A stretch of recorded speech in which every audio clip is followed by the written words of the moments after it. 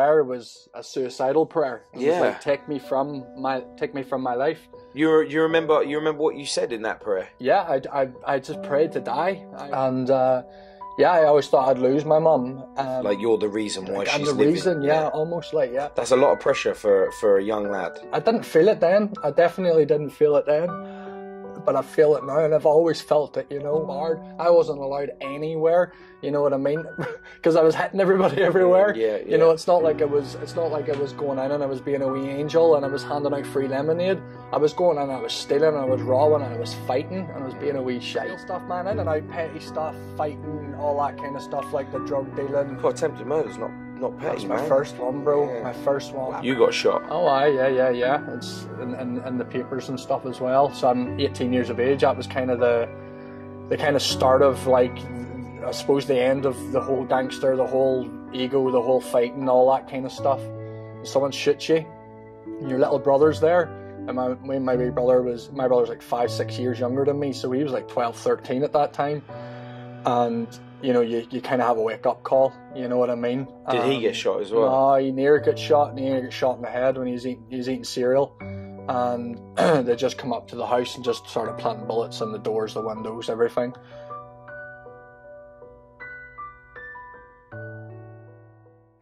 Hello everyone, today we're here with Ryan in Belfast, hometown. How you doing, man? Yes, mate.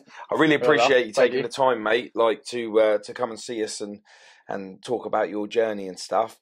We have a mutual friend, Michael Emmett.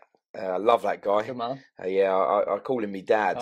Yeah, he's like, hello, son. I'm like, all right, dad. I have him in bits all the time, and you know, I talk about him a lot in a lot of my podcasts, just because he inspires me to be better. Yeah. You know, and any man that could come into another man's life and inspire you to do good things is it's all a plus for me, mate. He's mad respect for that, you know. I agree. So, man, tell us about you. Because take us back to the beginning. Take us to wherever you want to take. Let's do it. Straight on. Yeah. Well, I'm from here, Paul. I would never have guessed with the accent. No. I've lost it a little bit. People would say. Yeah. But the closer I travel down here from the north, my accent seems to change. Yeah. And then the more I get kind of down, you know, towards my hometown, it changes to more broader. Yeah. So it depends really where I am is how staunch it'll be, you know. Yeah. But I'm originally from here. Maybe spent about 6-7 years of my life in Belfast. So primary school, P1, and then nursery as well. We just done a little bit of nursery. So yeah, originally from Belfast, but my hometown's Ballycastle, which is a wee seaside town, probably about 60 miles from here. Oh, really? Yeah. Really beautiful little place. Completely different from Belfast now, Paul. You're talking a town of, like, you know, thousands of people to a little town of not just thousands of people, man. I remember coming here. I've done a tattoo convention here, probably 2013, 2014, around that time, and that was when, like, some serious riots were happening.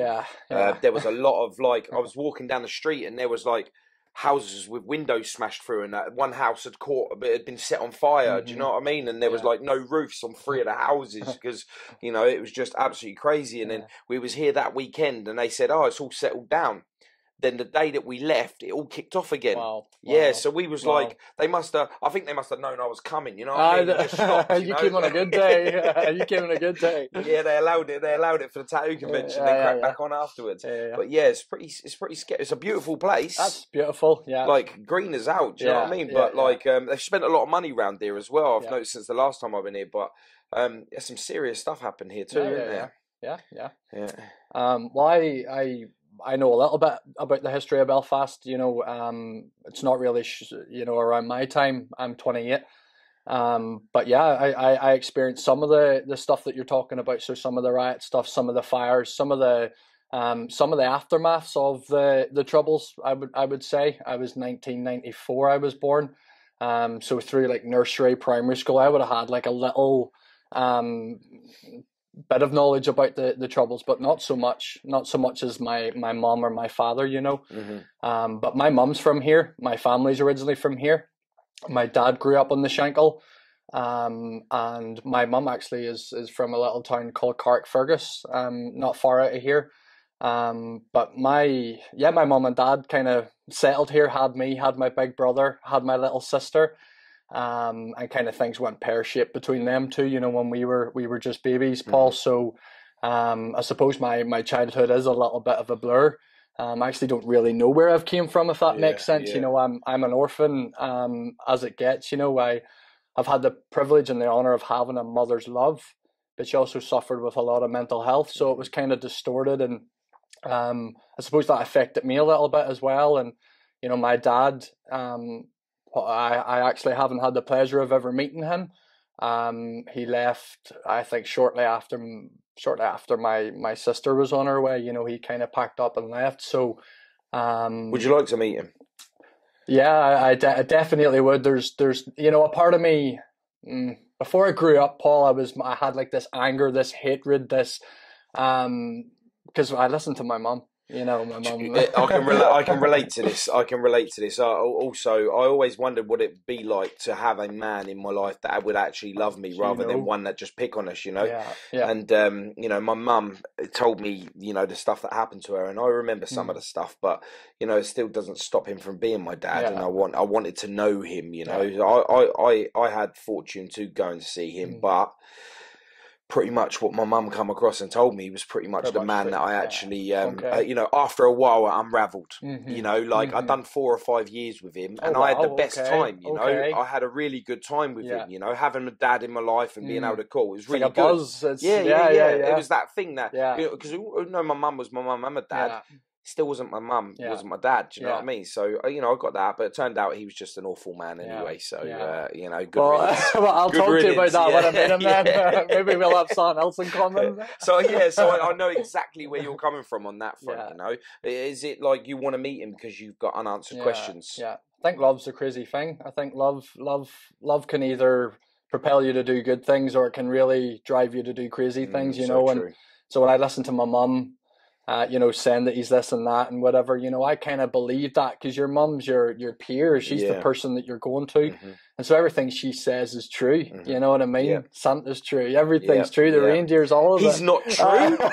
What? When you're 13, you've realised you've been tricked your whole life. And so, I remember having this, I suppose, like bacteria growing of hatred, almost, like against him, and revenge, and he's hurt my mum, no one can hurt my mum can do no wrong, kind of thing. And so what my plan was for when I was 18 was to meet him and actually hurt him, from the stuff that my mum had told me. But through life's crazy circumstances, life takes you on different roads, takes you on many challenges. You open up your eyes, your heart gets softened, sometimes hardened, doesn't matter. But I suppose I had this longing to know him. I had this longing to know my dad. And then what broke that down was that I also recognized that I was a broken person too. And so I'm 28. I had my first child when I was 20. And I could easily have packed up and left, not easily, but I could see what would drive a man or a woman to get up and go. Just the pressure, whatever else is going on. I know drugs and all this things can be a cocktail for a disaster for an abandoned child or whatever it would be, So then I think it took for the Lord, or for me, to go through like life's challenges to understand that, he maybe had a challenge around that time in his life and couldn't cope. And so it drove away the hatred, my understanding of just recognizing, hey, life's hard for everyone. Doesn't matter whether you're my mum, you're my dad, you're my priest, whatever it is, you're my friend. We have to understand that challenges will come. And so we're in conversation. So we're in conversation. I've got contact, which is good. But it's scary. It's definitely scary. You're talking 28 years of nothing, bro, and to kind of jump into even conversation is like, well, I mean, and with all of that, from what you're saying, like learning that you have started to, forgive without actually meeting him. So you're forgiving the person that you've grown to hate due to being guided in that format by someone you love, your mum. That you've learned to forgive without even meeting. So then, once you've done that, you can kind of put the person behind you. I agree. But then once you start thinking like that's it, I can move forward with my life progression. I'm not going to see him, and then you start seeing him. You're then like, well, hang on a minute. Do I forgive you? Like, you know, do I forgive you? Like what? Where am I at right now? So that, of course, in turn, gives you a lot of struggle with dealing with, right, do I go down with my mental health? Or do I like start from scratch, leave all that lot there because I've dealt with it, I've forgiven, and then I can start building on what's now? Because we've all done shit in the past, you know what I mean? We got to a point where we think to yourself, you know, like you're at 28, I'm at 21 again. And but like, I've got to the point in my life now where I could look back and think to myself, I don't miss that person, that angry like person that wants to just hate and hurt everybody. I don't miss that person, and I love who I am now because I get to meet you. I get to meet other amazing people, and my life's opened up to more positive now. And that was the same with you because you found religion, right? Yeah, you can say that. Michael would tell you relationship. I would tell you relationship. I did, man. Like I journeyed through my whole life despising God. I remember my first prayer was a suicidal prayer. It was like, take me from my life. You remember what you said in that prayer? Yeah, I just prayed to die. I prayed to die, Paul. I remember it was two prayers actually. I prayed to a God that I never believed in to take me from a life that I didn't want to be in. What you know what I mean? Is like, boy, look what you just done. Which is crazy. Yeah. But I remember at a young age, you know, a lot was going at home. As I said, my father wasn't there. My mum had a few different boyfriends. They weren't exactly the best guys to us. And then when as you say, you're taken from such a, what would I say, like an exuberant town, a city like Belfast, where everything is on show. You wear your heart in your sleeve. It's, you know, everyone runs into each other's houses. See, when you go to these country houses, everyone locks the door and, you know, everyone's staying away. Why do you think that is? I don't know. I think it's from the Troubles. I think that just this city has came from a real traumatizing background that we've learned to love, and we've learned to cover each other. And we're maybe countries that have kind of wanted to run away. And so do you think all the people that struggled in this environment, in a close-knit environment of like town, amongst like battling against other sides, battling against religion, battling against what's right, have just all packed up and gone out to the sticks? And because they've gone out, they have the ability to be able to lock themselves away. I dealt with this. I don't need to deal with you guys anymore. And there's a danger with that. Like we all know there's a danger with that, because then, you know, you need to be welcoming other people and you need to be open to other, you know. Yeah, I mean, positive energy is bounced from another positive person or positive things that you do within your life. If you isolate yourself away from the goodness of the universe, people, you find yourself very alone and not knowing even how to manage your own feelings. So you become cold to everything, and almost then start hating life and wish you become that grumpy old man. And you're just waiting to die. You don't want to be that guy. You can't live to die. You know? I agree. Like, what the hell? Like, where do you have to be in your frame of mind? I want to look back and say I gave it my all. But that's the importance of being able to talk. Yeah, I agree. You understand? Because if you don't, you do become Scrooge. You do become that guy that everybody is just like, stay away from him, he's a weirdo. Stay away from him, he's nuts, he's mad. You know? And I do believe that you do need other people in and out of like your journey throughout your days to be able to create a more happy. Yeah, 100%. I suppose. I've grew up with the religious stuff.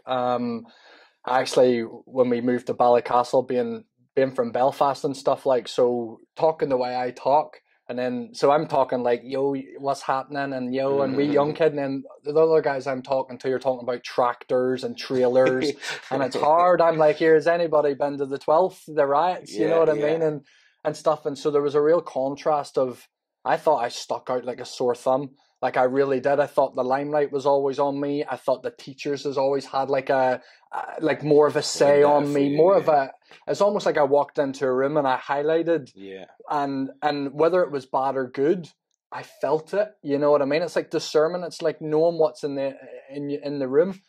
And I remember feeling that as a young boy, like, you know, you're talking 7, 8 years of age, and a huge school of people that you barely understood, that didn't understand you. You had to create an ego. You had to create some sort become of the alpha male. You had to become the alpha male, and I quickly became the alpha male just because of my personality, my confidence, and I would have been very vocal, like, towards the teachers. Would have been very outspoken. And a lot was going at home anyway, bro. Like, there was some serious stuff going on at home. My mum was getting beat, and she was pregnant at the time and stuff, and she was, you know, she was bringing my other brothers and sisters into the world and stuff, and she was just going through such a hard time, and so we weren't being sent to school. The guy that she was with, like, he treated us so bad, so we would have, like, got hit with a belt.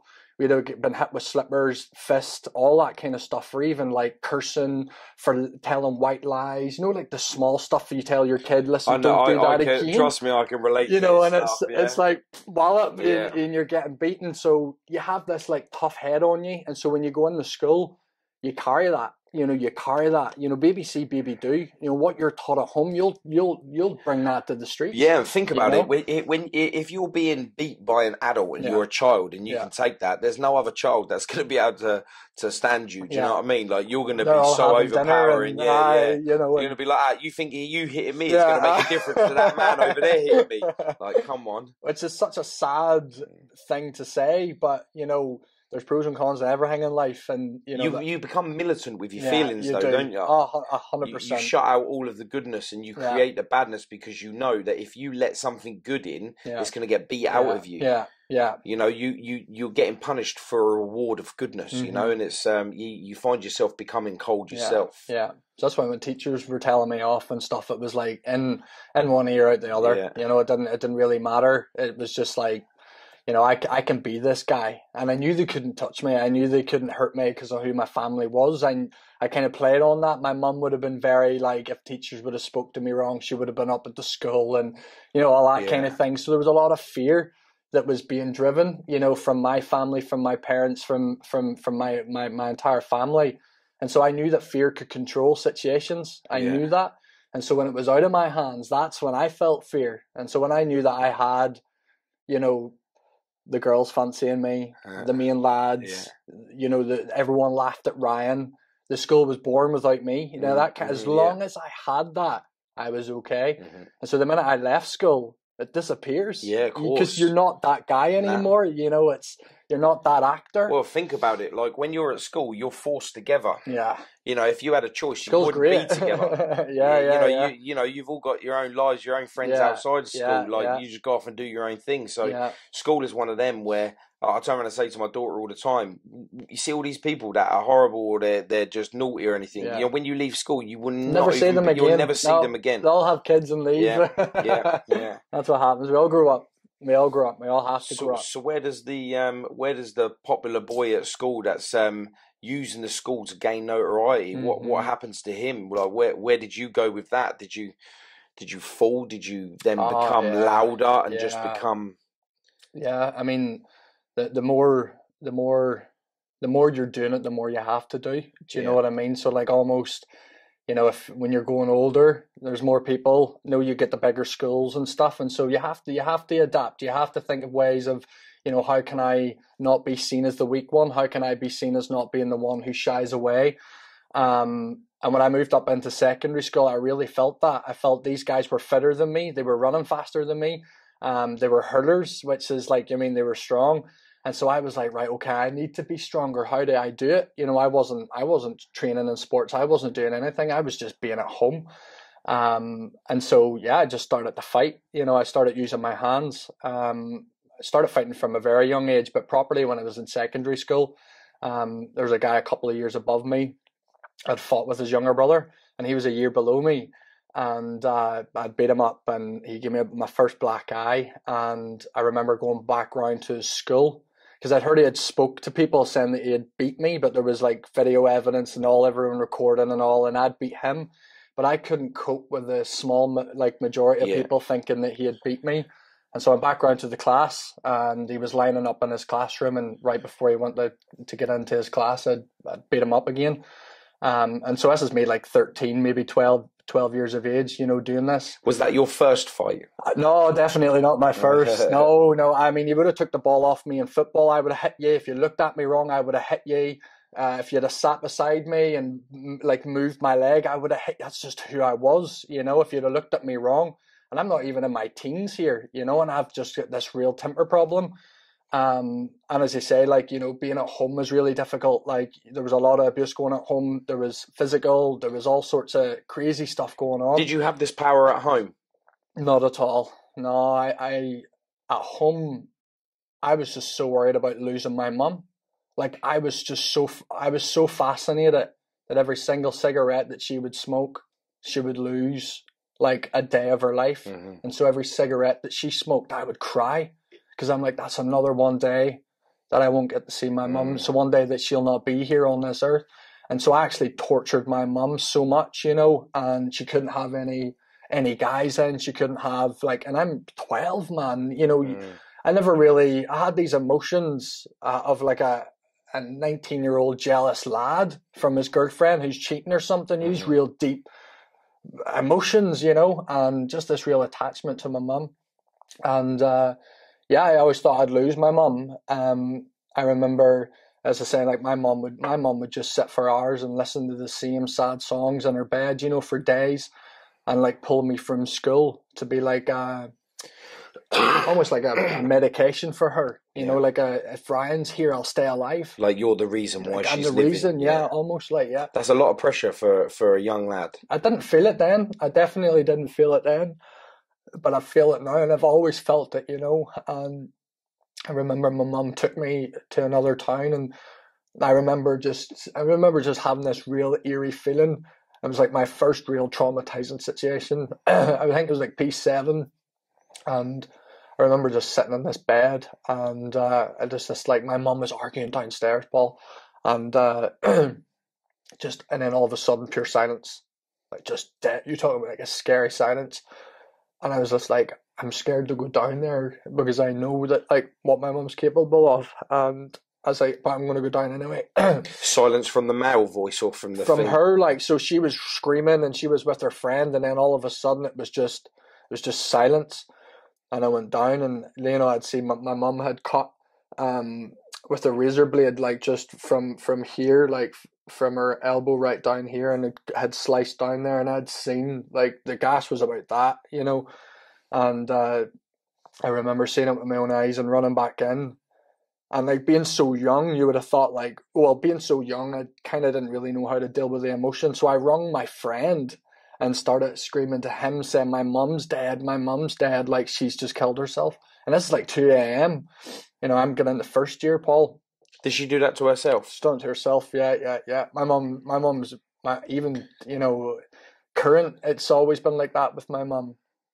And then like I just for 3 months after that there, I had this stomach feeling that I couldn't shake, you know, this little backflash, and it was like my first little time that I had remembered that I want to forget something, you know. And how do you forget about something? How do you forget about trauma? How do you do that? Trying to discover how do you numb this? Because I couldn't cope with the feeling, you know. And that's when I started to experiment with drugs, and watching my mum do that, I started to figure out, why does she do that? My brain started asking me questions. What does she do that for? Why does she want to end her life? And then that brought me into a whole scenario of it. You know, I self-harm my whole life, and my body's covered head to toe with scars.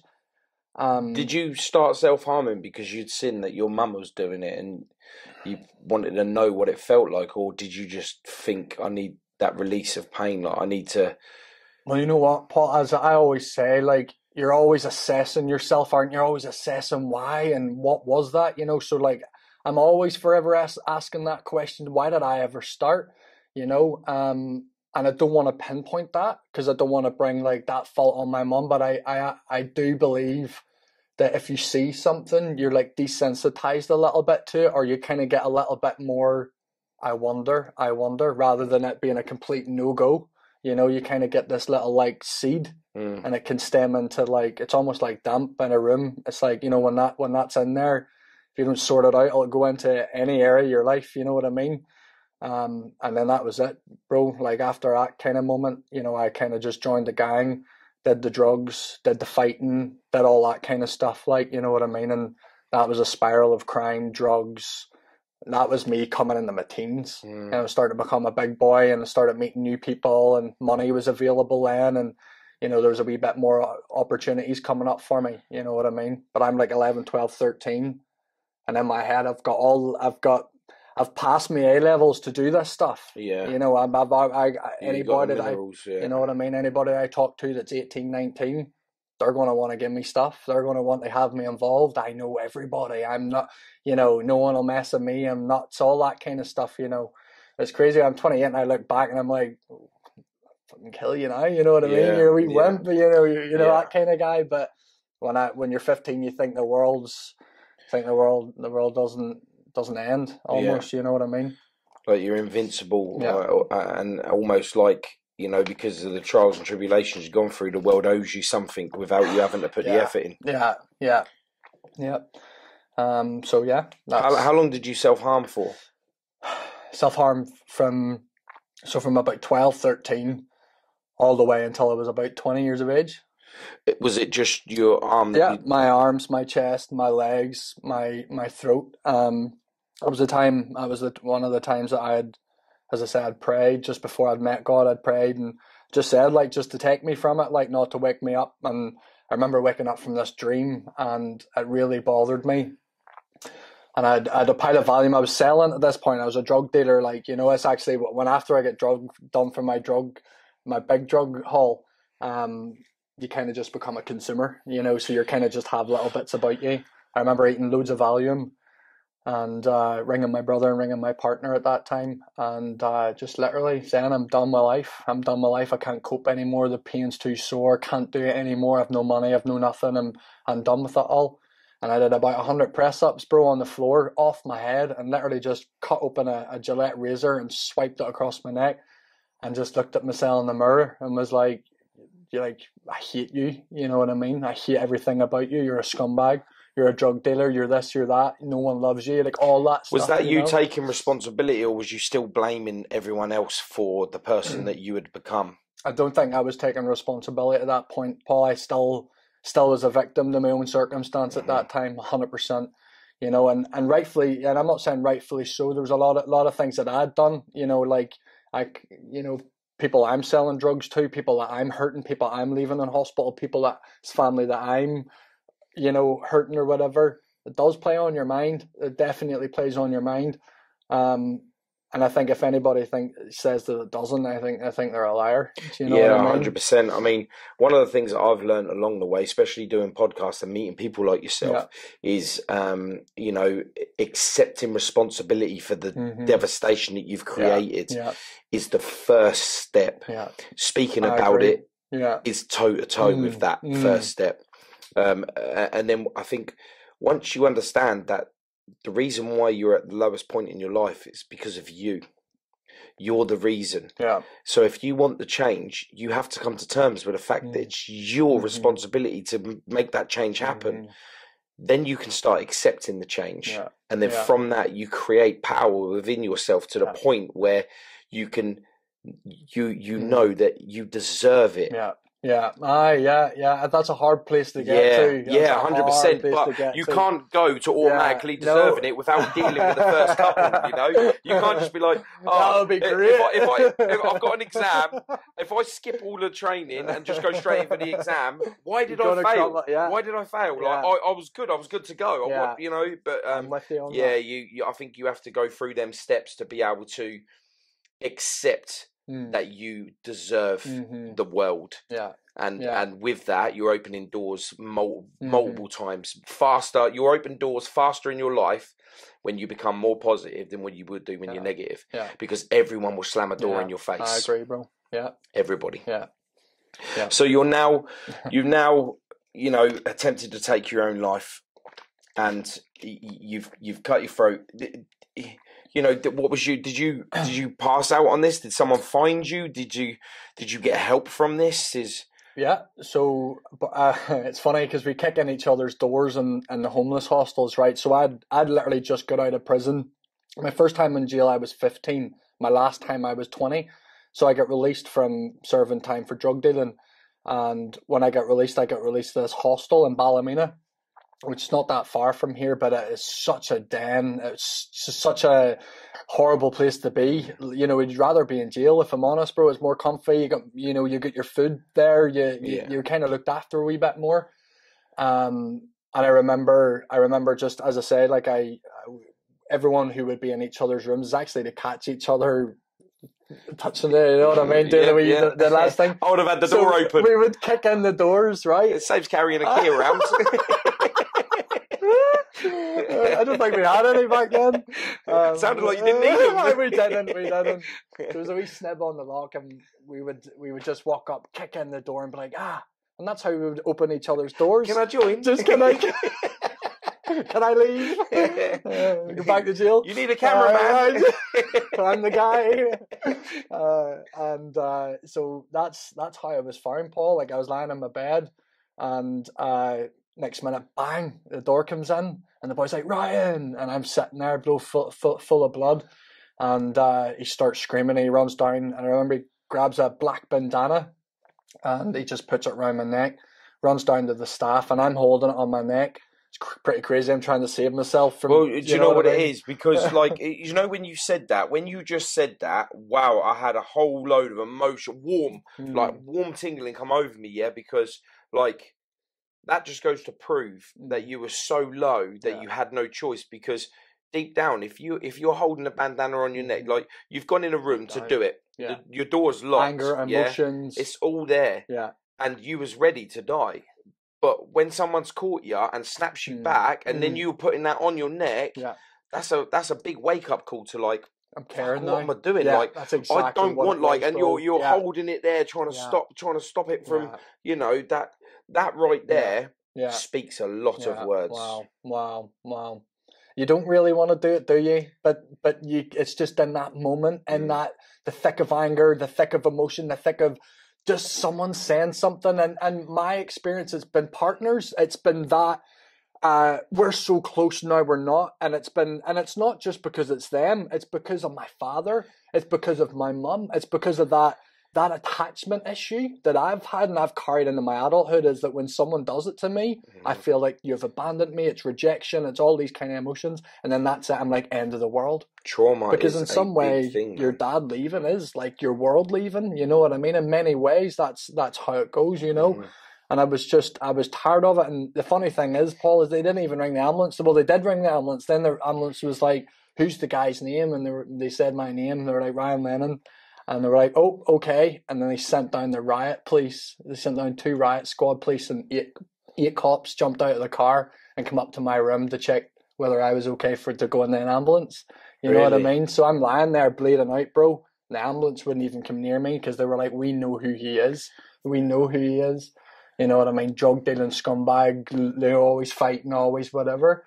Who would have thought that the actions that you'd created within your life to gain notoriety, to gain love, to gain a new family that would care for you, would actually end up in tow, cost you seconds, minutes of the last part of your life left.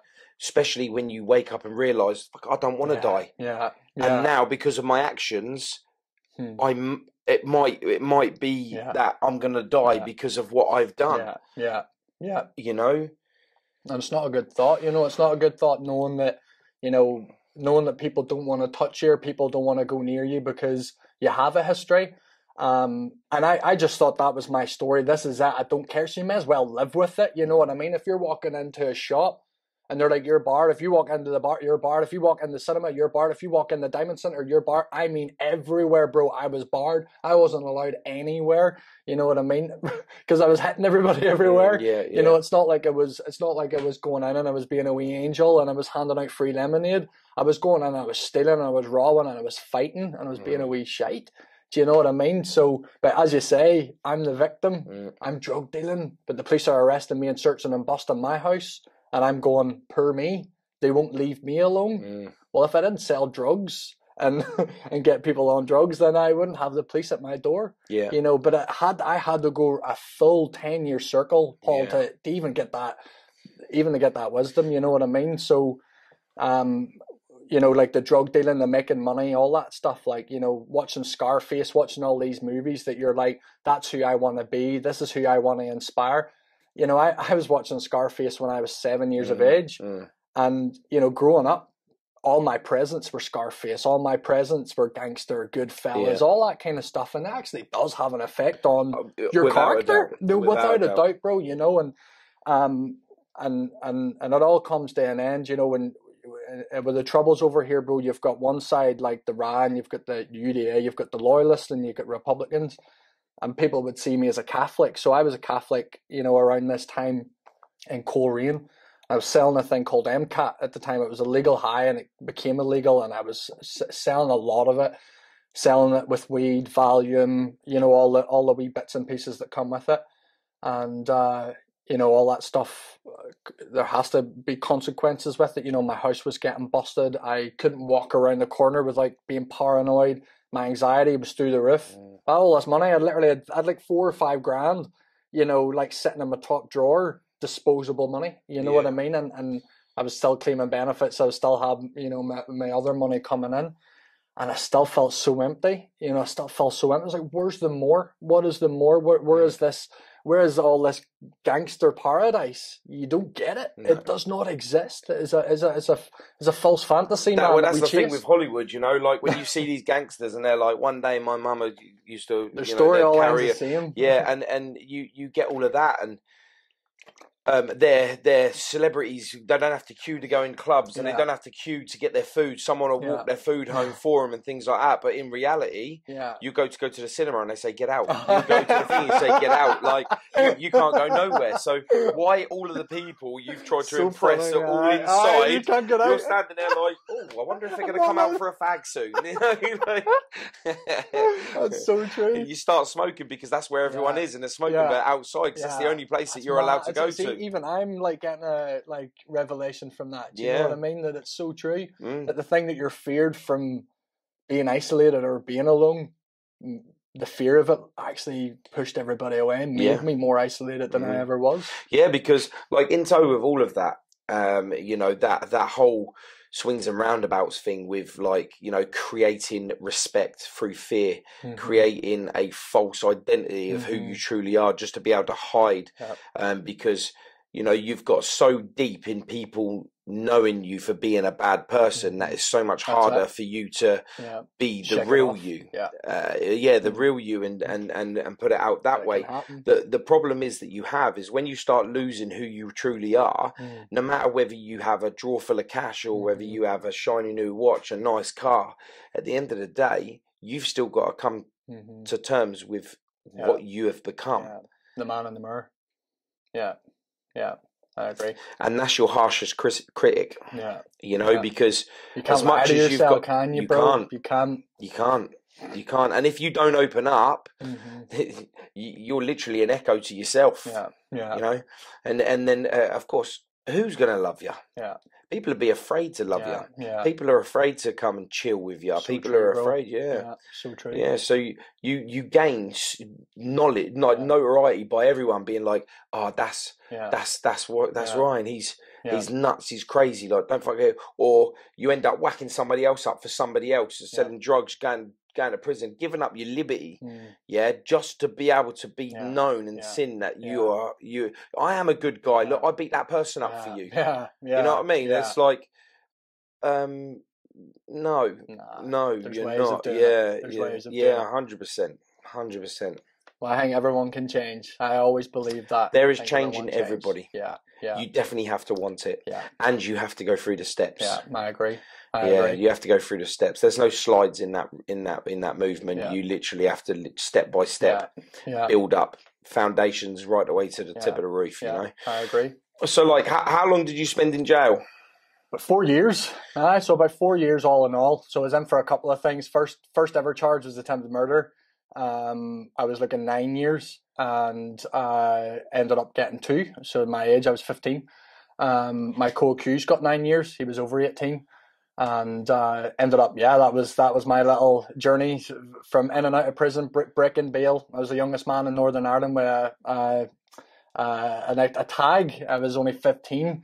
And yeah, I suppose that there kind of added to the thing that I wanted was, look at me, I've got a tag, look at me at the party, you're whipping it out wearing shorts for no reason at winter, you know what I mean, kind of thing. And yeah, I suppose what I got in jail was what I was lacking on the outside, was structure, routine, the steady, like breakfast, you know, dinner, all that kind of stuff, you know. And kind of, so in and out, bro, until my proper sentence, which I had to do 3 years for class A, B, and C with intent to supply.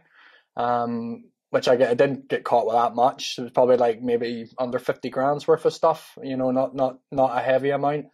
But that was it, and that was my last spell in prison, which was, I got out in 2013. I got out in 2013. Well, first time I ever visited Ireland. Oh, serious? Yeah. Happy you do bring first time bring something. Let me out of jail when you come over. There's riots. Everything. What's going on? No comment. No comment. A tornado or something. Oh, tell me about it. Wait until I get on the plane later. See what happens. Final destination. Oh my god! What are you going to say that for? Oh my god! You have some vision and stuff. I had a plane in my head straight away. That's the first thing that comes into my head. Well, have order. But all the jail stuff, man, in and out, petty stuff, fighting, all that kind of stuff, like the drug dealing. God, attempted murder's not petty, man. My first one, bro. Yeah. My first one. What happened there? Man, I'd actually just so innocent, man. Like these wee lads didn't deserve it at all. Kind of just full of ease. First time really taking ease, hitting the come down thingy out the skylight to young boys, give the fingers up, drunk and normal stuff. Ooh. I was like, well, you know, you've just gave the finger to the wrong boy. We're gonna make a statement, and ran down and made a statement, and then that was it. A week later, that was me away, man. That was me away from my family. I have 8 brothers and sisters, you know what I mean? But taken away from them was horrible. And then while I was inside, my mum ended up becoming a heroin addict, addicted to, you know, methadone and stuff. And man, I came out to a mess. I came out to all my siblings in foster care. I had to be placed in foster placement, all that stuff. So I had no ways of going, oh, this is going to get better. Not a part of me I even had the motivation to change. I was like, this is just it. You know, I'm going to be like the Charles Bronson or whatever you call him. I'll write books from jail. That's literally the way I want it to go. I was like, if I'm not going to make it in that way, if no one's going to accept me in that way, then I may as well be here. I'm known here. I'm known. People speak to me, you know, when I'm doing all this kind of stuff, like people calling to my house, all that kind of stuff, you know. It's crazy when you have come from a mum that's addicted to drugs, and you've seen the devastation. You've seen a woman that's so high up on a pedestal for you, you know, just literally break down to nothing. My brother was a user. He you know, before he died going to collect some drugs, you know, so I totally understand the whole heroin and crack thing, you know, but you know that you become one of the people that sells drugs and causing that to carry on through that. I mean, it is mad. It is crazy how that works out, you know. How do we figure that out? How do we stop that almost? You know, I think almost I feel like we just need fathers before us, people who are older, to like coach us. You know, did you hate the person that sold her drugs? Was it like, well, I'm going to find him and No, not really, bro, to be fair, because I was kind of involved in it anyway. When you're a drug addict and your mum's a drug addict, and when your family's most drug addicts, it's almost like being supporters of Man United. If she asked you for drugs, would you have got them for her? Aye. Yeah, no problem. Yeah, because I would have had like a nodder, you know the way like you have the mafia nodding you and giving you permission. I needed that from my mum, so kind of in a way I was like rubbing my hands together, going, my mum's scary. Like my mum would kill me if I ever lied to her. Like even smoking and all that stuff, and then but slowly but surely I could almost use her then to kind of bring me up to that, you know what I mean? Because she was broken and she wasn't in a great place. So getting your mum the drugs that she wanted gained you power. Kind of got me. Yeah. It got me. I had permission to take drugs then. So I had no one going, I didn't have to take a line like everybody else and hide for days and not go home because they're scared of their mum and dad beating them or saying that's it, or you're off school tomorrow and all this, or you're not getting your supper. I was sniffing lines with my ma. Do you know what I mean? I was taking drugs with my mum, and so I didn't have that. I had freedom. Yeah, I had all permission to do what I wanted, bro. Drug deal, smoke, sell, do anything. Well, a lot of people that do, well, more or less every single person that does a Class A drug always needs an enabler with them. They need to. They can't be alone with it. They have to. They have to thing. And you always find that with when you start doing coke, it's one of the most expensive drugs, but you'll happily share it. When you start doing crack and heroin, you've got it's all yours. You have to. So if you're going out to get the money to get the drugs, you'll do it together. I.e., my money comes in this week, we'll use your money. Next week, we'll use mine. That's how it goes. Yeah. That's how it goes. It's crazy, isn't it? Yeah, and it's still the cycle today. Oh, 100%. Being broken from it is great.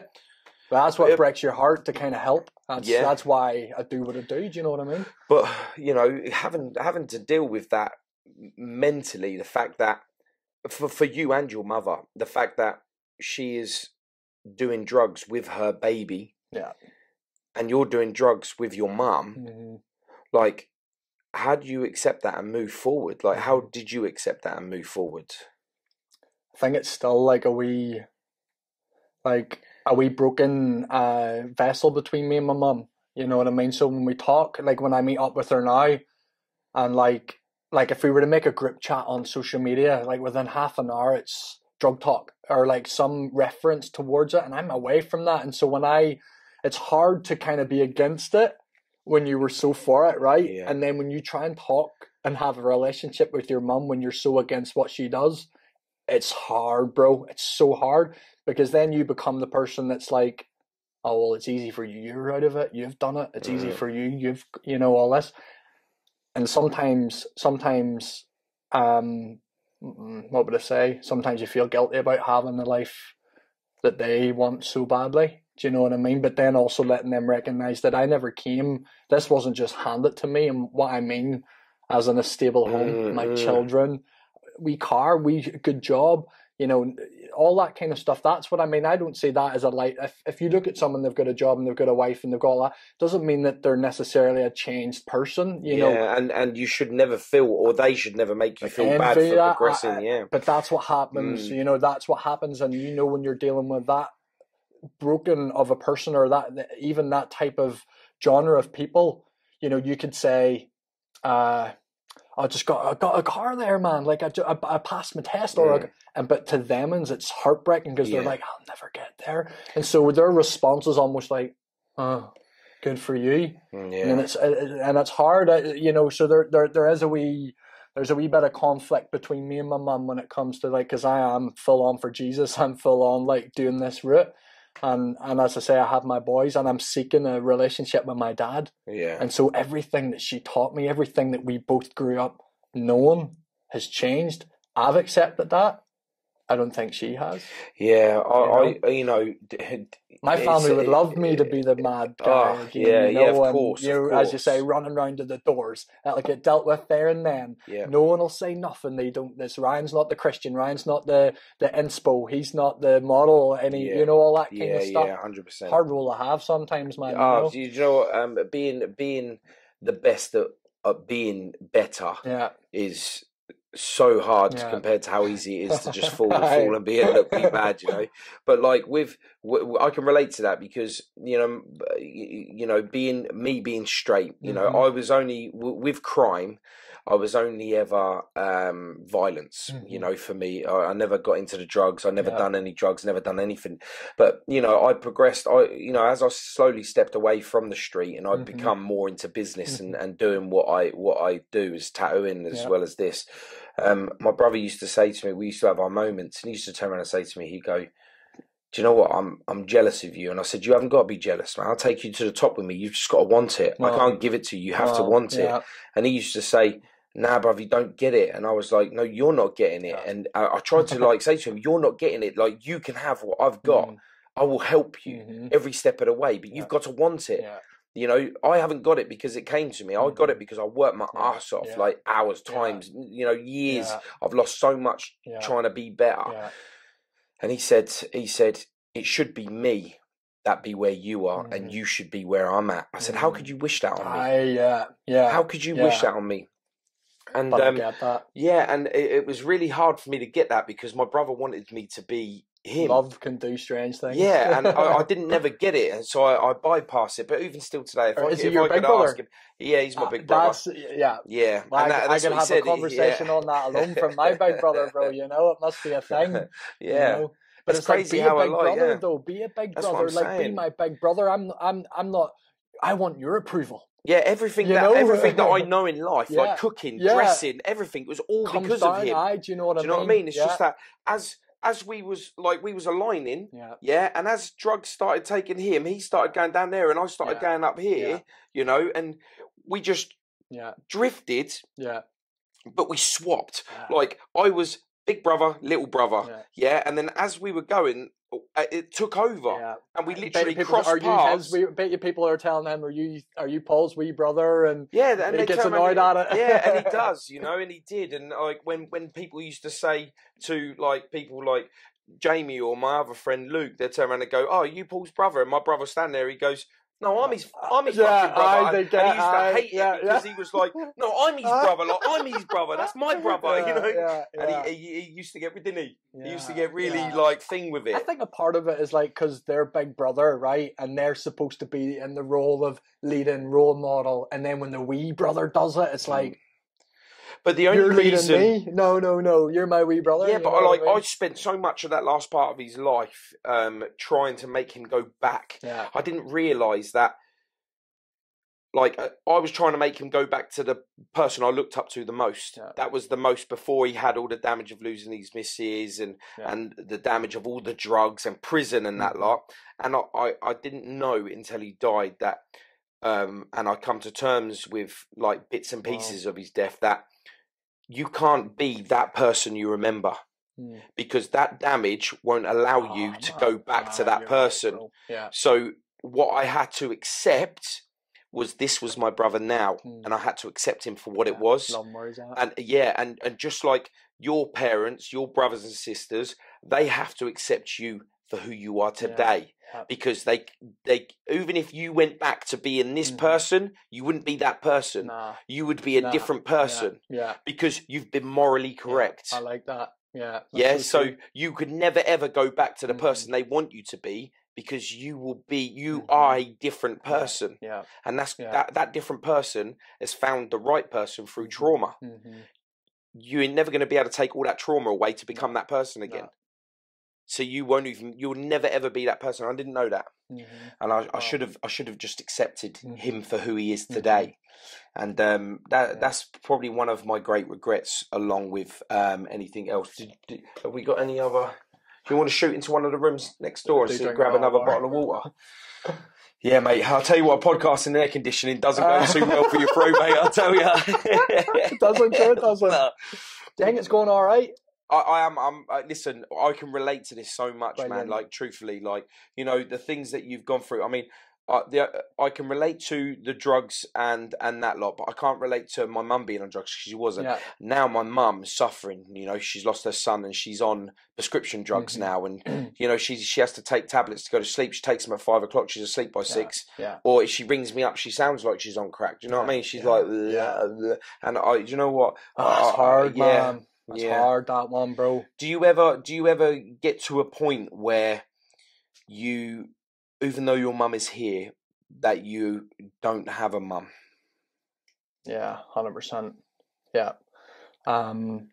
Because like when you grow up and stuff, like you kind of think you'll be independent. And you think that, but you'll always, when I don't know, like if I am arguing with the missus or the kids are like just stress work or whatever, I think about going to her all the time. So she's my go-to person. Yeah. But there's no go-to person. You know, my mum isn't the Ruth that she was when I was 7, 8, 9. Do you go back to her because you want the love that you know that you're not going to get, or do you go back to her because if you went back to her, you would you're enabling yourself to almost go slip back into having a little drug, because if you went back to your mum, you can almost blame her for getting you back on it. Where if you went off and done it on your own, you can blame yourself. So if you can pass that blame, but the fact that if you do go back and you don't do it, you've become stronger. But at the same time you coming stronger, you become more distant from your mum because you know that she would happily watch you fall off the wagon. Yeah, well, she would want me back, you know. My whole family do. You know, when I get phone calls or when things happen, it's like, Ryan, and this is happening and whatever, and I don't show up every time, but the expectancy is always there. You know what I mean? I'll let that stay there. That's okay. If they think that maybe one day Ryan will come back into the whole, you know, crazy life or whatever, then we'll hang on to that hope. But my hope is in them changing to where I am. It doesn't. They can want me to be at their level so I can be supportive of them, so I can talk like them, speak like them, be among the people that they're with. But that's not me. I have children, you know. I have a baby girl. I have 2 sons.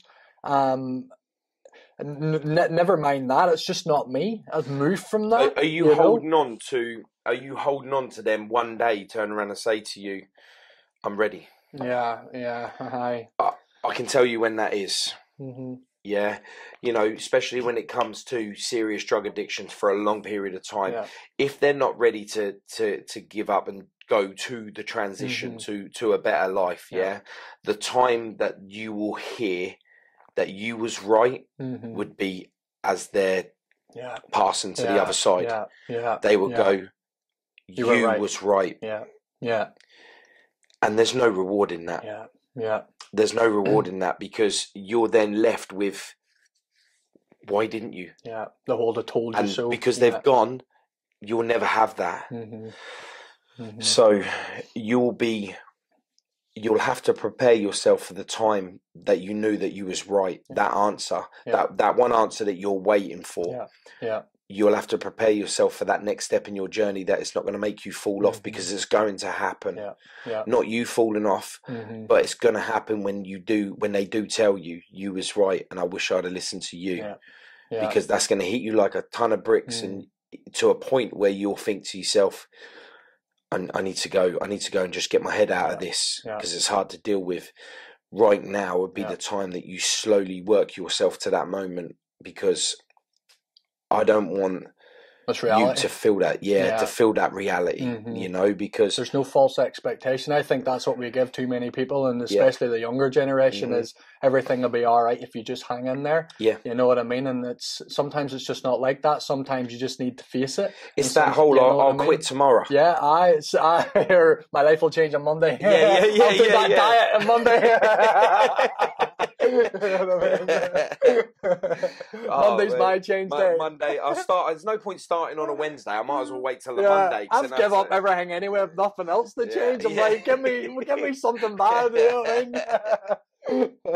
But like, even with, like, you know, your changed lifestyle from all of that, like, your found faith. Sometimes you've got to question, like, come on, man, why do I have to still suffer? I've changed. Like, why do I have to still suffer? And the answer to that is, they have to open their heart up to it too. And it's not you suffering, because you're choosing to take on their pain. And they've got to take responsibility for that themselves. And you've got to stop beating yourself up for it, because you can't make them. I agree. You know? And that's the sad reality of it. So how many times you been jail? Probably about like maybe 15, 16 times. So really? I don't know. What's your total time then? So about 4.5 years. So from the age of 15 really till about 20. So I got 18 months for the riots in Belfast, 2011, not 13. How comes you got involved with the riots in Belfast? My dad lives there, so my stepfather lives there, not my biological one. And that's why I always respect anyone that steps into any children's life or child's life and and maybe steps up a little bit, that has to be respected. So he's still in my life. I'm actually going to go and see him before I leave today. Yeah. He's nothing really to do with me bloodline, but he took care of me at a time in my life where I needed a father's love. You know what I mean? And he stepped in at that time, and I'll always, even though it was like for 2-3 years, I'll always remember that, you know what I mean? And I'll always honor and respect that and love him for it. The word dad might not come out of my mouth to him. It's still weird. I still have this real weird feeling with it. But yeah, like, so prison, what did you ask me again? How long for? What got you into the riots? The riots, yeah. Oh man, like my stepdad would be, was involved, really big family in North Belfast, and so he lives where the riots are, and it was just out the front door, really, just out the front door, bit of crack, petrol bombs, bricks. But then the next day, wasn't great when I was getting 5 or 6 phone calls from everyone saying, we just saw you all over the news, saw you all over Sky News, BBC News. And I turned on the news and went back, and there's me on every single station, throwing petrol bombs and bricks. And so I got done for it. I just got out for the whole, GBH with intent. It went from attempted murder to GBH with intent. After I got out from all that was kind of the riot, went in for that. And then was doing the drug stuff and got caught with all my drugs with my partner back then, and we both went to prison. So as a couple, we were called the Bonnie and Clyde of Northern Ireland. We kind of went there for a wee while. You know what I mean? But I got done for it, and I was the one that got done for it. Got out when I was 20. Was homeless again, and that's kind of when I started to be like, I need to change. I need something. I need a road out of here. I'd just been shot by the UDA 3 times. You got shot? Oh, yeah. It's in the papers and stuff as well. So I'm 18 years of age. That was kind of the kind of start of, like, I suppose the end of the whole gangster, the whole ego, the whole fighting, all that kind of stuff. And someone shoots you, and your little brother's there. And my wee brother was like 5-6 years younger than me, so he was like 12, 13 at that time. And you kind of have a wake-up call, you know what I mean? Did he get shot as well? No, he near got shot, and he got shot in the head when he was eating cereal. And they just come up to the house and just started planting bullets in the doors, the windows, everything. And we stayed for like 3 weeks after that. Well, we had to stay anyway because it was all cordoned off.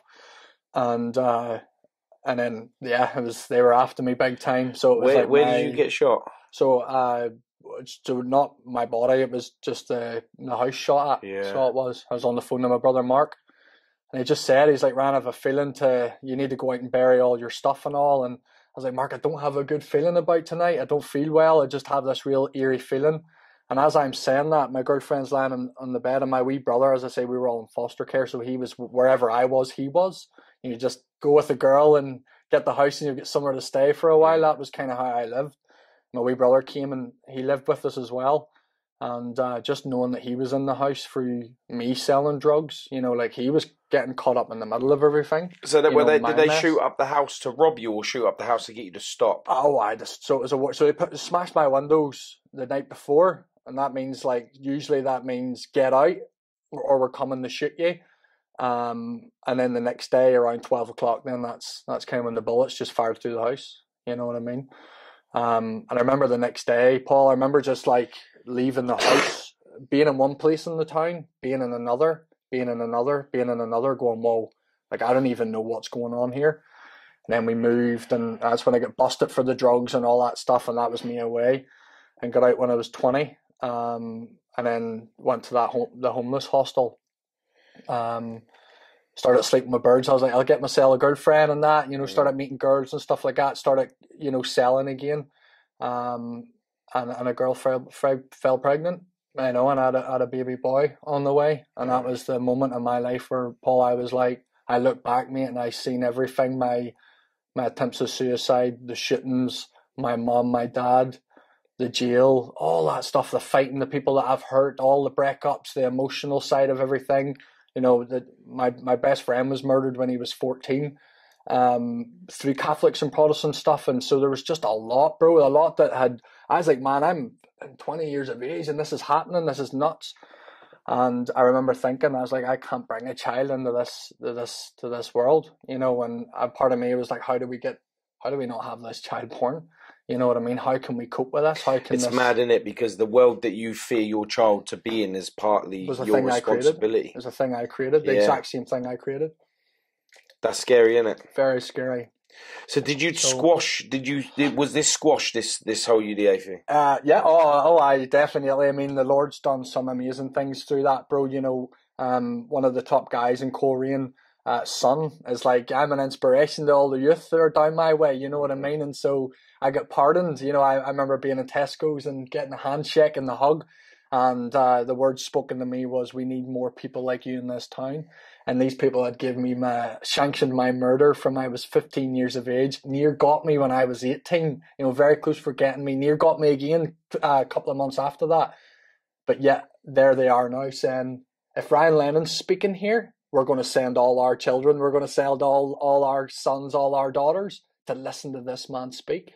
You know, because we know how bad he was. We wanted to kill him. We didn't want him out. You know, we didn't want him in our street. We didn't want him associating with anybody. I was just everywhere anyway, Paul. It didn't matter who you were telling me. I'd have been there. You know what I mean? That was the type of me. I still am a wee bit like that. You know, it's a part of my gifting.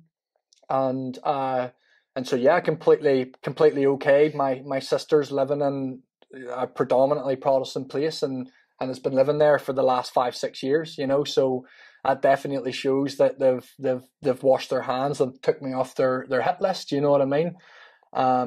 Yeah, so it's a blessing. That's such a blessing, bro, to have that freedom. You know, the Bible does talk about it, and they say about making your enemies become at peace with you. And I remember, bro, these, you know, when you come out of that life, a lot of people will challenge you. Are you really changed? Are you really this person? And blah, blah, blah. You know what I mean? Because I was speaking it all out. I was on my Facebook. I was declaring it all. Like I wasn't shying away from nothing. I was like, I'm clean. This is that. And like, I'm here to inspire or whatever. God's real kind of moment, you know? And kind of went off on a crazy journey with Jesus. And he took me all around the UK, spoke in the Albert Hall, met Mumfords and Sons. I've met some amazing people. You know, Marcus Mumford held my child for about an hour, sweating and just chatting about my story. You know, John Maxwell. You know, a lot of people I've met. Brian Head Welch. I'm sure you're a fan of him. He took me to M&M and I did a tour with Korn. So really? I did, mate, because he's a Christian, you know, and he met me and he was just inspired. He was just inspired by my story. And so the Lord took me on a real cracking, you know, journey, bro. And I think he needed to do that.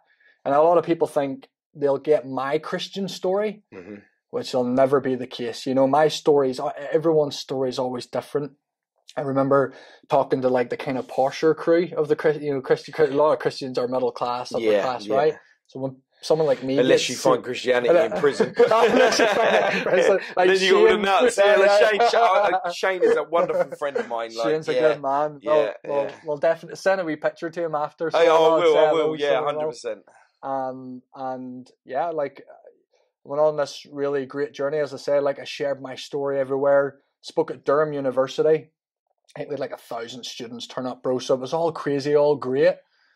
But yet there was always, as I say, I was like, nah, there's still something in me that hasn't changed here. So yes, I'm clean. I'm telling everybody there's this hopeful story. But yeah, I still feel it's going to go tits up at one point. Yeah. I still have that fear that, like, I mean, I've even got it more now. Like I have Nicky Gumbel, Marcus Mumford holding my child here.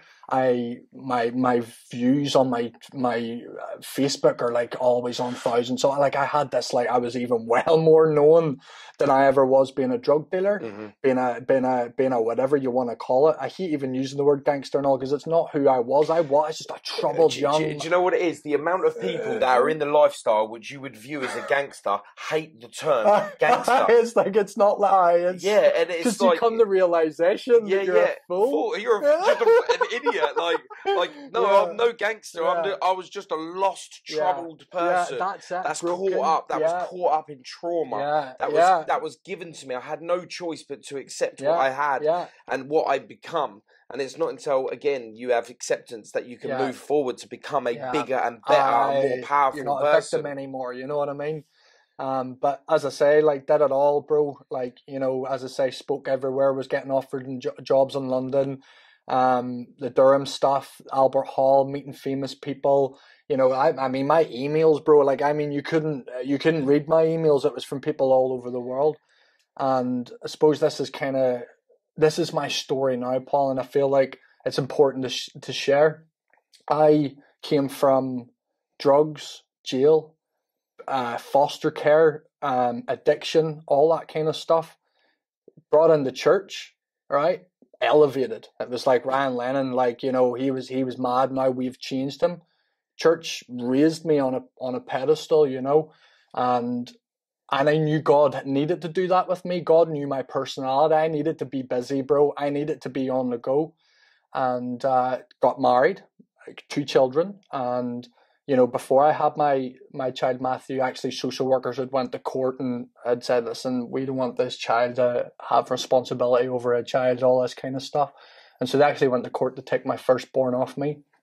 And anyway, God done, you know, I got him home because they were just saying, listen, this guy, we know his history, his 83 convictions here, all this kind of stuff, blah, blah, blah, drug dealer. How can he look after a child? How did that make you feel? Man, it was so bad, Paul. It's actually really, really the most challenging time of my life was to be like, you don't even know the real me, but I've put on this persona. I've acted my whole life. So I'm saying you've got to a point. Like, let me prove. Yeah, when you just said, like when you said earlier on that you found out you was having a son and everything just come clear. Yeah. You knew that you had to change. And the fact that someone's coming in on something that you've created to bring in this world. And you got to remember, you, me, Jamie the cameraman, anyone that we know, we never chose to be here. We was forced into this world. Yeah, that's true. We was forced, like we didn't ask to be here. It was like it was our parents' choice to make that happen. You scallies. So we'd already start our life out on not even having the choice. Yeah, and then from then we need the guidance to be able to gain strength to be able to make our own choices. And then from that we then do the same to our children. We don't give them a choice to be here. We just do it. It's now I'm ready to have you, not are you ready to have us to come out here. So that's a real tough one. And the fact that someone turns around and says to you that you're incapable of being able to bring up something that you've created is. That was so. She was pregnant for 6 months, and every 3 weeks we had that meeting saying that he would be away for 3 months. So as soon as she gives birth, we would have 3 days with him to bond, and then for 3 months he'll be away. So when we moved back into our home in the community, that they could monitor me to see whether I was good enough to have him in my house. You know what I mean? That's how bad it was, bro. But we had to go away for 6 months to an assessment place where a camera was monitored. I had a mic attached to me all the time, and so they monitored every breath I took, everything I did with my son. Smashed it with flying colours, bro, because my dad left me and I knew the pain. You have something to fight for. I have something to fight for, man, and I knew that my children weren't going to be placed in the hands of a broken system anyway. You know what I mean? Either mate, the system is may as well have no broken parents. As well. You know what I mean? You know, if they turn around and say to you, you're incapable, but you know for a fact that the system is flawed because you're a product of the system. So, like, you know that what you've created, you've given your son up to the system. He's going to end up being like you, worse like you. You know. But I knew he needed me. Completely smashed it, man. We got out, had my second child, and man, like as you say, I was, bro. I almost felt like I had the world at my feet. I'm not even joking. You like in the Christian world, you can become famous pretty quick because it's a big global organization. But the bad guy never really makes it, you know what I mean? And so when the bad guy, like Michael Emmett, Shane Taylor, Ryan Lennon, when you have these guys change, church love that because one, it promotes them. Well, that's the story that they promote. You become a poster boy, but you need to be very careful. I remember just going to churches for the sake of it. You know, they could have a circus clown in the Sunday before you, then they've Ryan Lennon in the next week to fill a seat, and you can almost become like a circus act to people, and you're filling seats, you're getting the wee extra bit, you know, so person's conference isn't really the same if we don't have the bad story. So I was a part of that link, And I almost knew it, but I didn't know it. Trust me, there's been pastors in my life that have been horrendous, but there's been pastors in my life that have been completely phenomenal. I have a great support network of Christians, you know. But it's a dangerous place to be. It's a dangerous place to be because it's so big, right? Yeah. You want to still have that notoriety. You still want to be noticed. And so when I was elevated from going from black to white, Paul, like from drug addict, no one wants anything to do with me. The next minute, I was taking social worker meetings. You know, courts were writing newspaper articles about me. Won the Prince's Trust Award of Northern Ireland, which is one of the hardest things you could ever get, or win. Did all that there, and I'm like, in my head, I'm like, is this it? Like, is this the good stuff? Is this what God's supposed to do? You know what? It never was, Paul. It never was. 6 weeks after the Albert Hall, my wife had an affair. My wife had an affair. So for 6 years, bro, we broke away from everything. For 6 years, I was away speaking. For 6 years, we were the poster ones. We were the ones that was speaking, asking to do everything. And yet God was doing all this in my life, but yet my marriage was falling apart. You know? Do you now? This is where it gets a little bit complicated, right? So, do you believe that? Are you still with her? Nope, we moved on. This is what I'm saying for the social workers at the beginning of my firstborn to doubt me as a dad. To now, I've had my 2 children full time. I've obviously went on to meet a new partner, have a new child, all that kind of stuff, you know. But I took on my sons for 3 years on my own. Yeah. Through the most hardest time of my life, bro. So all the suicide stuff, all the mental health stuff, my mum was the first person I went to. When I found my wife in bed with someone that I really looked up to, that I supported and helped through church. A friend. Friend, man. Really good friend. It's always a friend. It's always a friend, bro. And to walk away from that house, digging deep, saying, my kids are in there. My kids. That's all I could think about was my kids are in there. To drive away and not retaliate, not to go into anything that I'd ever done before, bro. And to go straight to my mum, and I just cried. I cried sore, Paul. I still cry sore, you know. I still cry from the situation. But I rejoice almost because it's almost like a celebration cry. It's because all that stuff was great, but yet my house seemed a wee bit. I knew she was still on drugs. I knew she was being unfaithful, but I just had that fear. If I expose this or if I get it out, it'll ruin everything. And so I'd let the show run on just to kind of keep that, you know, the balance, you know, because I knew if this all comes out, churches won't invite me anymore. There won't be any, like, the story's cracked. And that, bro, I'm not even joking yet, was more crippling than any other addiction that I've had, any trauma that I've been through. That fear of, the church will find out and they'll not accept me anymore was harsh, man. It was so harsh. I ended up leaving the church that I work for, and I'm blessed in it. I'm, you know, my own charity and stuff, like all that stuff's great. But bro, I'm telling you, man, like to come from the 1 story to the drugs and to get clean, and the 5 story, 6 years of speaking everywhere, to bomb that story, get smashed and tore. So who is really Ryan Lennon? Did he let that boy walk out of that house? Did he? Has anything ever happened to that boy? Has he been arrested ever since? No. Have I took drugs? No. I've still got my sons. And I've got a new baby, bro.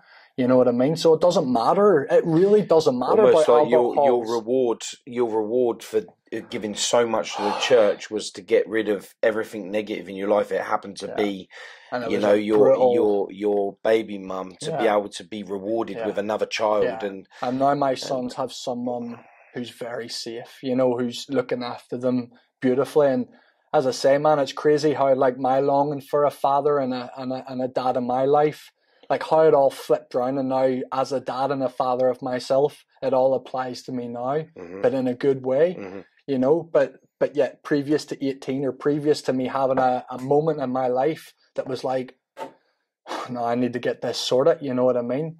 But then also when it gets sorted, you can have a 5-6 year run, and then boom, something comes, and it's like, did everything that God, or whoever you want to put it, like, is all my work here just going to go to shit? You know what I mean? Did you ever, and when I said about it gets complicated, did you ever wonder that, you know, the reason why people have affairs is because they're not getting the attention that they need by the person they want, you know? Yeah.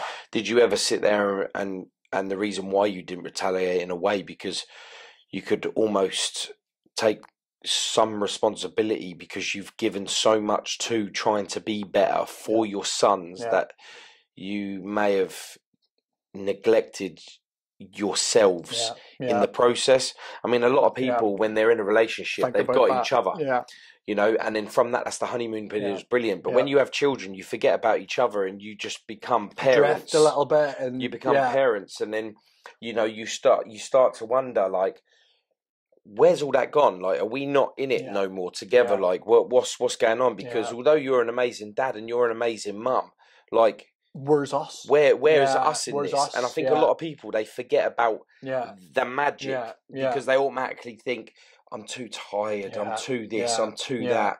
But then someone else comes in and they make you smile and they make you laugh, make you feel like what it is. But the thing is, you got to remember is when you went home, not you, just in general, you're in a relationship and you go home and you don't smile and you don't laugh, or they say something that used to be funny, but you don't react to it. You're just like, oh yeah. And then I'm just watching TV. I'm on my phone. I've just got work to do. I'm doing this, and then you don't give them no energy. Yeah.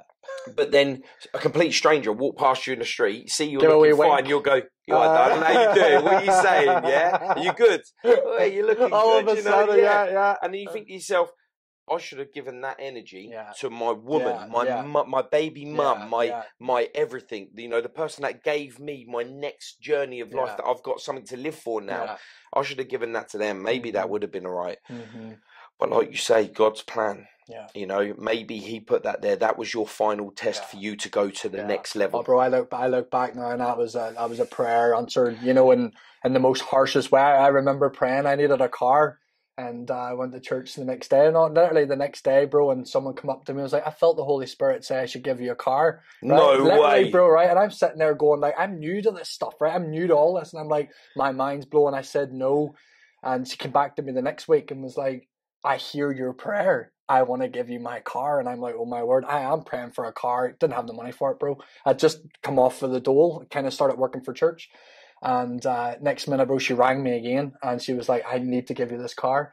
And I'm praying for it. And she lands down at the house with a Fiat Panda. Well, we Fiat Panda, bro. I always said, so I took it. Like, I mean, trust me. I bet you was driving it like this, man. It was the best. I mean, I'm 6 foot and this is a wee Fiat Panda. And that's how I always say, God will never answer prayers the way you expected. I prayed for a car, but I thought I was going to get a better one. You know what I mean? You should have paid for the better car. Should have been specific. You should have been. I would like a 6-litre Lamborghini Gallardo in. You would have given me a push bike. You would have given me a push bike. You said, humble my child. Humble my child. You asked for transport. I gave you transport. Yeah. She gave me the car, man, and she took the bus home. You know, and as I always say, you know, if you pray for patience, your child will cry for a week. You know what I mean? God will stretch you in that way. He'll say, okay, well, I can't just give you a little patient. I'll put something in your life to give you patience. Yeah, there was this quote. I'm not very good at this whole internet stuff. I see quotes and I'll send it to Jamie and get him to record it and I'll put it on. But there was another. God asked me, I asked God for...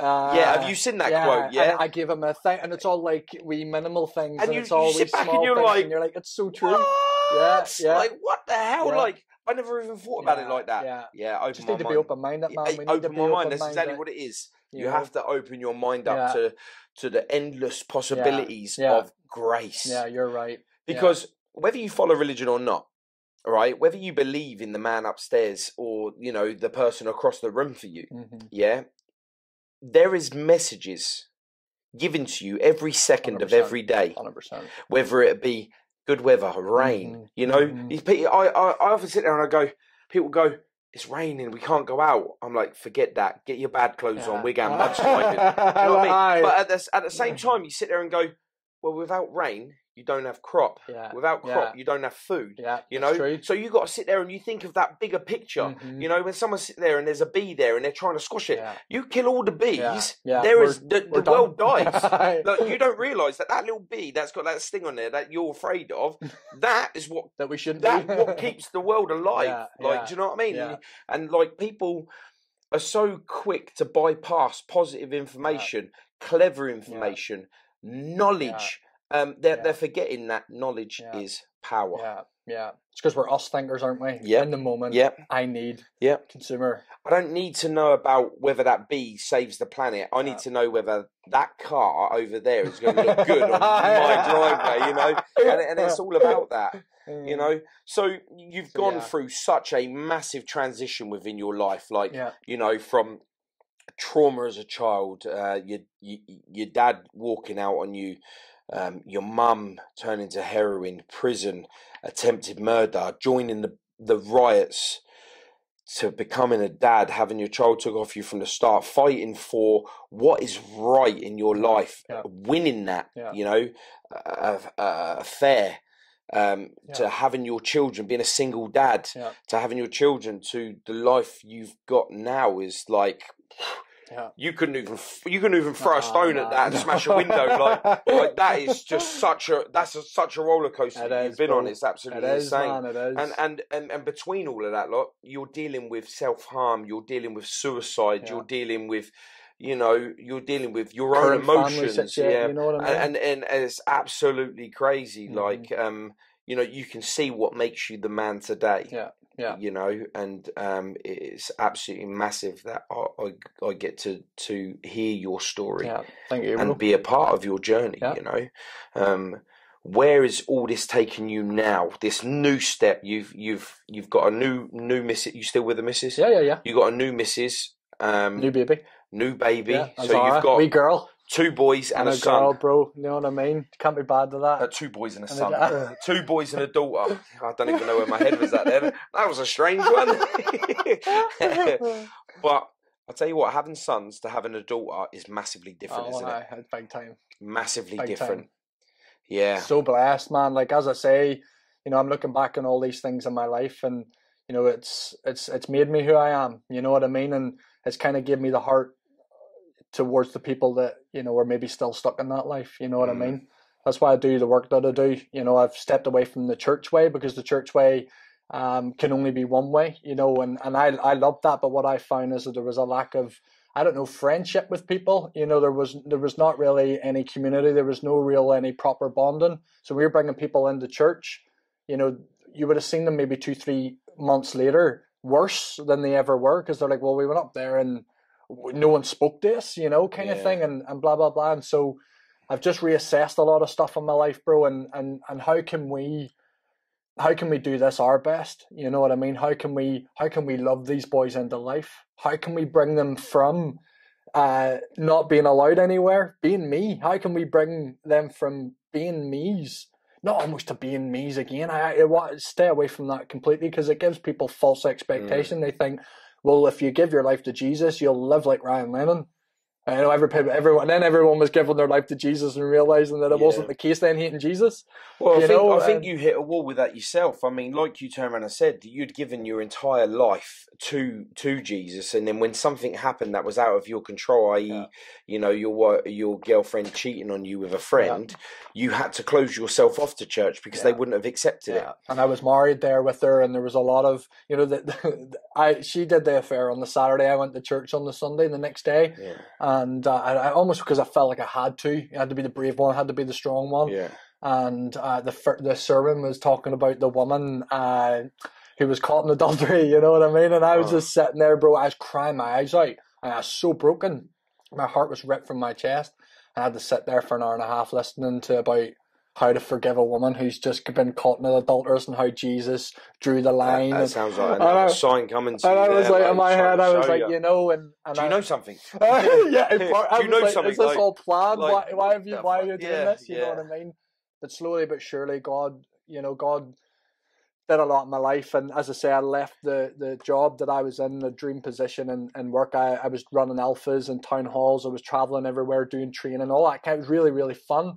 And yeah, man, I decided to pack it in and move on, kind of almost from that, but still be a part of it all, but then be this kind of mediator between the church and the city. Mm-hmm. You know, we've no in between. We just want to get them saved. We want to get them saved. We don't want to really be their friend. We just want their story almost sometimes. You know what I mean? It's like, what can we get out of them to promote what we're doing?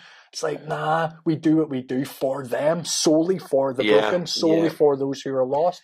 You know, if there's anything that a church is doing outside, seeking the lost, feeding the poor, praying for those who are visiting, you know, all that kind of stuff, we're completely doing it wrong. Yeah. You know what I mean? Our job's to love, you know what I mean, as he loved us, you know what I mean? And so the work that I do now, bro, I've maybe about 16 lads from prison who get released from prison, who are in through maybe probation or community service and stuff, you know, and we train them mixed martial arts.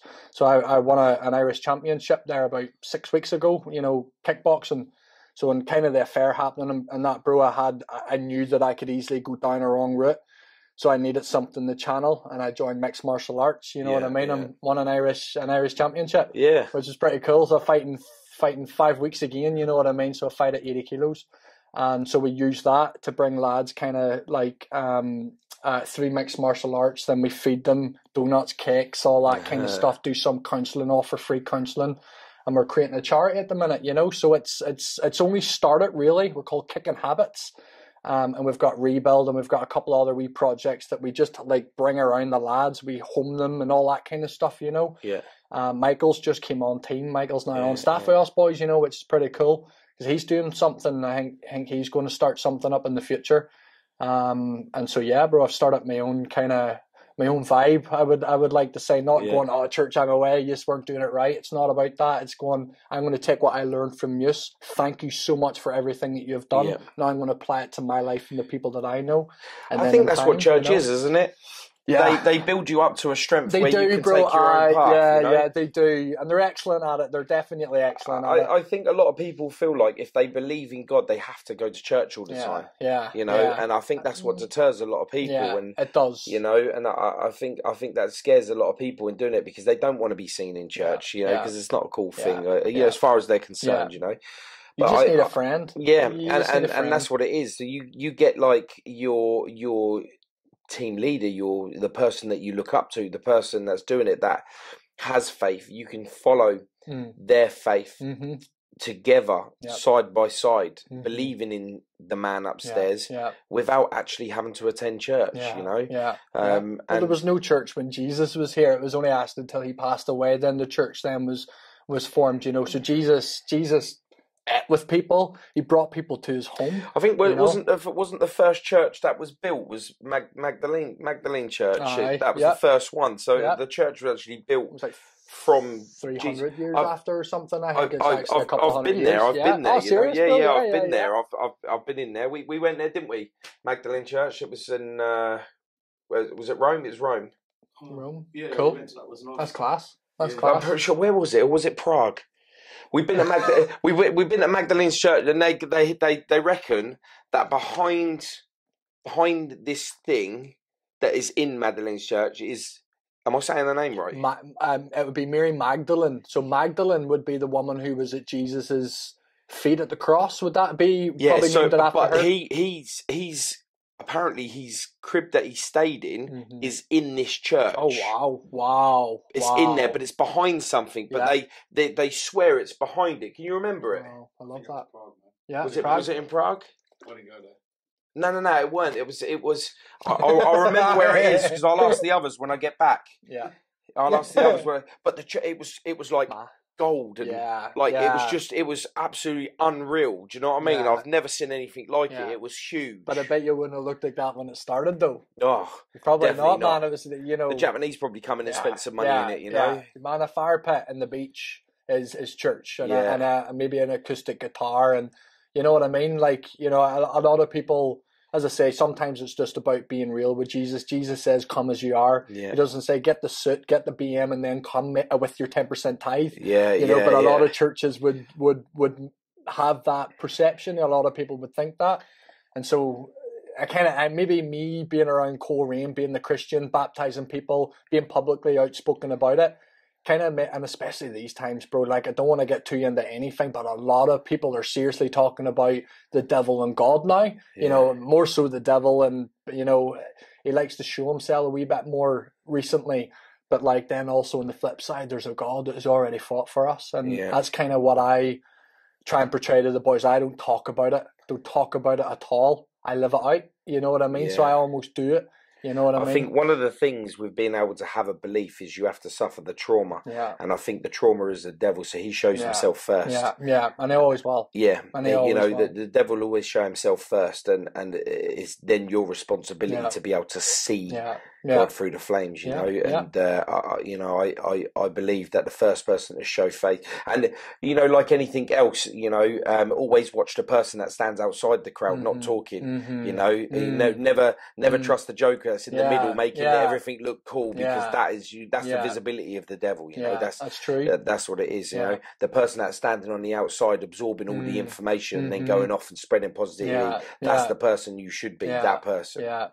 And Jesus always looked for the outsiders too. That's what I loved about Jesus. You know, I love about him most is that he cares for those who are broken. And, you know, and even when the system was doing what they were doing back in his day, even with lepers and stuff, where they couldn't even be touched, or even when on the Sabbath day they couldn't even work. So they couldn't even spit in the mud, because the spit would roll in the mud and it would be seen as them working. That's how much they rested. Wow. They wouldn't even spit in the sand, because it would roll into like a mold, and that would be seen as working. Well, yeah, because you're recreating the Earth's natural pattern. So it's called work. So what Jesus did on the Sabbath, what did he do? He spat in the mud and created a mud-like dove, breathed into it, and it blew away. And so he was almost saying, we know all this. These are religious practices. They may be good, but I'm here to flip everything. I'm here to change it all. You know, it was never about doing this and that to love God, or this and that to make him love you more. It was never about that. It was knowing that we were loved first, and out of that, we live our lives. You know what I mean? And that's never of, I need to do this to get God's love. It's like, man, he already loves you. Let's live out of that. Let's live that we are known, we are loved, we are, you know what I mean? We're cared for, you know, and that's the thing about grace. Grace is something that we're given that we don't deserve. I think when I accepted Jesus as my Lord and Savior, and I felt forgiveness, I think that was my biggest changing moment, was knowing that the stuff that I'd done, I didn't have to carry it anymore. Someone carried it for me. Someone already paid that for me. I owed a massive debt, Paul. I owed a massive debt to the world, and Jesus came along and just wrote it for me in his blood. He says, you know, I'm going to cash this for you, Ryan. I'm going to do it for you. And he cashed it for me, bro. And now I live out of being thankful. Thank you, Jesus. Thank you for that. You know what I mean? Kind of way. Instead of going, oh, I need to do this. I need to go to church. I need to do this. I need to do this. You know, it's not like that. You know, Jesus never represented that at all. He didn't, you know. So, yeah, I'm just doing friendship at the minute, bro, and creating the charity for lads coming out of prison, and just seeing where it's going. You know what I mean? I have really high hopes for it. I'd love to travel all around the world. I know Michael's doing some stuff that we could partner in the future and stuff but I'm going to stick with it, bro. Yeah, man, 100%. I'm going to stick with it. You know, if you need me for anything, I'm happy to come and film. And I'll definitely talk to you, lad. I definitely will. 100%. Mate, it's been an absolutely amazing. Thank you, Paul, even for just hearing me out, becoming my friend, man. You know, being a contact in my life. You know what I mean? Likewise, I can echo that back to you. You know, that I can only show you love for helping my channel grow in showing and raising awareness in positivity, whether it be religion or whether it be power to come from the dark into the light. You know, bro. So you taking part in this, I have nothing but respect for you, and I really appreciate you taking the time today, because you've given me something that you'll never be able to get back, and that's time. And I've got to show respect for that, because you know, like the fact that you've given me a part of your life to be able to help me raise awareness is all love and respect. Come on, bro. Well, thank you so much. Thank you. Is there anything else you'd like to? Nope, that's me. I'm absolutely grand. amazing, you, man. Paul, no, thank you.